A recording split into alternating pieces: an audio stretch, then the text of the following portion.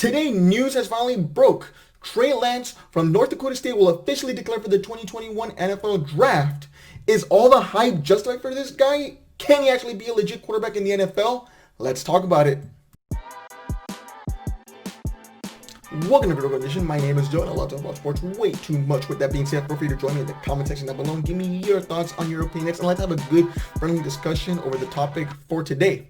So today, actually, North Dakota State quarterback Trey Lance has officially declared for the 2021 NFL Draft next year. Now, Trey Lance has been an interesting quarterback prospect just because of the fact that after his freshman year and, seeing the kind of season that he had when he posted the numbers that he did, overall, the jaw-dropping ones, which was 28 touchdowns and no interceptions, 1,100 yards rushing with another 14 touchdowns through the ground, got him blown up and got him so much hype and a lot of national attention. To a lot of people, though, he's been relatively unknown. He's earned the title of the best quarterback that you haven't heard of. Now, question is about Trey Lance, though. Is he really worth the hype? Because ever since his freshman year now, he's just been skyrocketing off draft boards. And a lot of people have said that he is actually the number 2 quarterback that should be viewed as the next quarterback after Trevor Lawrence to get taken in the 2021 NFL Draft, which to me is absurd, to be honest with you. But just so it gives you the idea of the kind of hype that revolves this quarterback prospect and just how fast he's jumped through the NFL draft boards. Now, to me though, this is truly insane because of the fact that you gotta watch the games. Football is more than just numbers. You gotta actually watch the games. Anyone can put up more, good numbers in that sense. But what's gotten even crazier and what's really soared Trey Lance even more through draft boards was this weekend's one game showcase, which was against Central Arkansas, in which North Dakota State was actually able to pull off the win. It didn't always look good, but regardless, they were able to go out there and beat Central Arkansas in that game. Trey Lance, threw for 30 passes, completed 15 of them, threw for 149 total yards, threw for 2 touchdowns and 1 interception, as well as he added 15 carries for 143 rushing yards and 2 touchdowns on the ground. But he did, have 1 fumble. Regardless, obviously not everything's going to be perfect. But again, this kind of a game, to a lot of scouts, which surprises me, has really moved him up higher in people's draft boards. Obviously, it doesn't help that Justin Fields still hasn't played a down football for this upcoming season. But to me, going over all this, to me, it's just hype.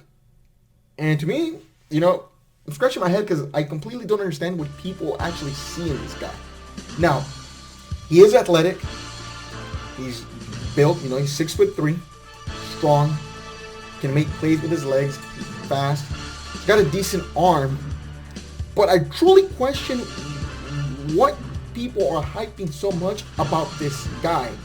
Yes, the numbers do look impressive, but let's look at beyond the numbers, okay? This guy was undefeated as a freshman, 16-0. It's not like North Dakota State, has ever gone undefeated.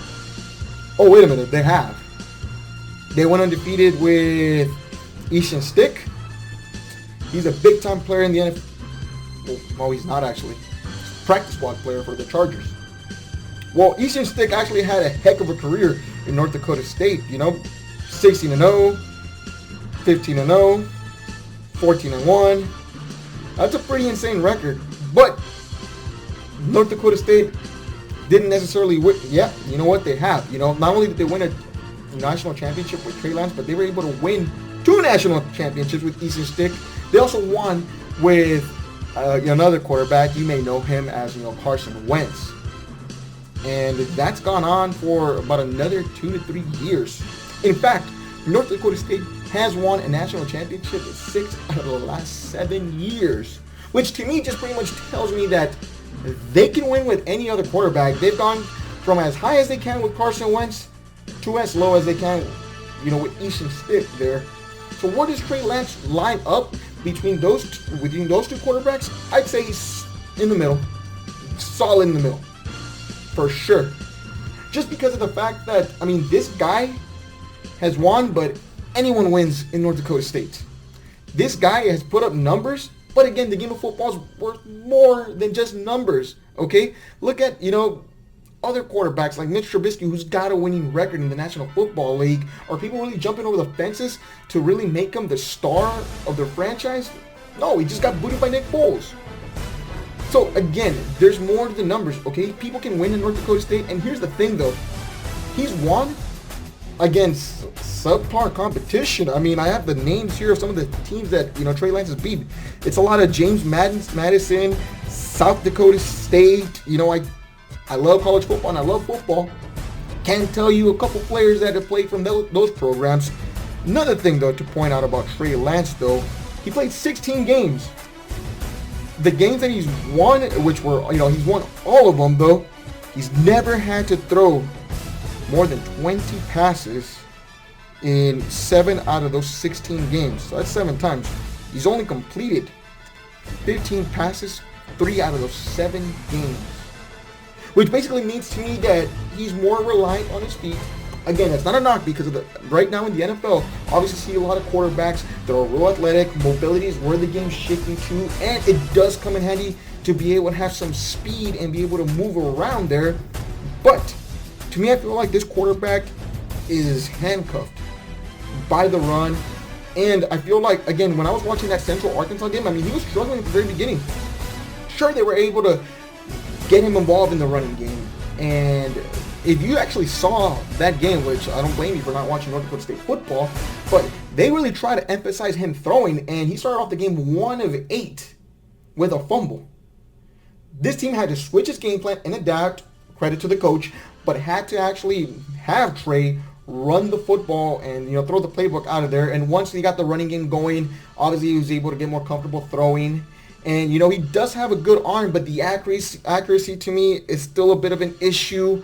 To me, when it comes to this quarterback, is he going to get drafted in the first round? Absolutely.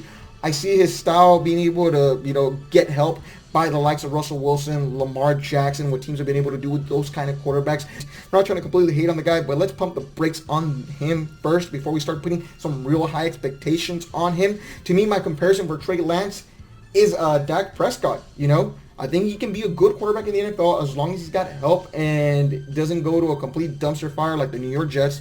I feel like if you surround this guy with a good offensive line and some good weapons, a really good to just average run game will help open the lanes up for him and help him be able to win games in the National Football League. I mean, at the end of the day, you're trying to win championships and you're trying to win games. I feel like that's what's going to help this guy. But I feel like we need to really pump the brakes on him. Let's slow down the comparisons to elite talent in the NFL. I think he's Dak Prescott, except that he's slightly more athletic, a little bit faster than Dak is. They got about the same arm. They're relatively, built the same. Dak's 6'2", he's 6'3". That's my comparison to him. Let's pump the brakes on him. I feel like people may overdraft him, but to me, he's a back-end first-round quarterback at best. So thanks for listening. If you enjoyed this video, feel free to leave a like. And if you enjoy content like this, feel free to subscribe. Once again, let me know. Tell me if you agree or disagree with me. Thanks for listening, folks. I'll catch you later, guys. Goodbye.